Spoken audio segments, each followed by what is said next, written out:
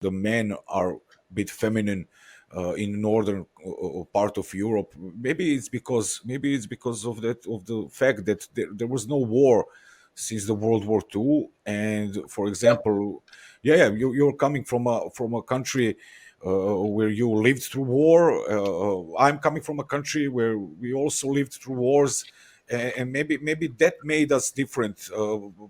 Yeah. Those kids were like they had everything growing up. Here, you didn't know if you're going to survive till tomorrow. So I come to the point that sometimes maybe war is not so bad. When you live with that type of thing, well, a couple of things happen. You realise God is real. There's no atheists in a trench. You realise God is real. You realise you need God. But you also realise how sweet and precious life is and how important personal relationships are and how much you love your own people. Because I don't, the problem with the English is they're very individualistic, like the Germans, very individualistic. When we had the troubles here in Northern Ireland, our suicide rate was half the average of Europe. Now we have peace. Our suicide rate is the same as everybody else's. So, people would think, well, if you're living through a war, you might be suicidal. It's not the case because you realise how precious life is.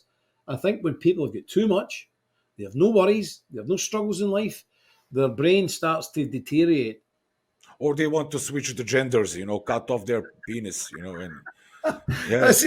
This is, this is a crazy thing. I mean, look, we should be we should be kind to these people. If somebody's so crazy that they don't know what sex they are and they don't know if they're a man or a woman, even if they've got a penis, they still don't know they're a man. Look, we should be taking these people for immediate medical help, mental evaluation, but not indulging them. You take the guy to the doctors and you try and get him some help and some treatment. But we're allowing young kids in this country to take drugs that castrates them chemically.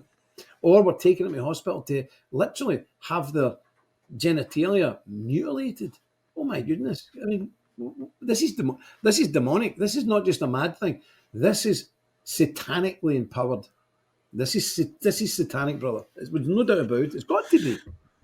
Yeah, but what do you say then when we see that official Vatican organized LGBTQ parade and welcomed all the queers? Well, I'm glad I'm not a Roman Catholic, but this is the problem. I've got some very good Roman Catholic friends and some priests, but they're disgusted because they tell me the Curia, for example, the whole staff of the Vatican City, you basically cannot get a job in there unless you're a queer.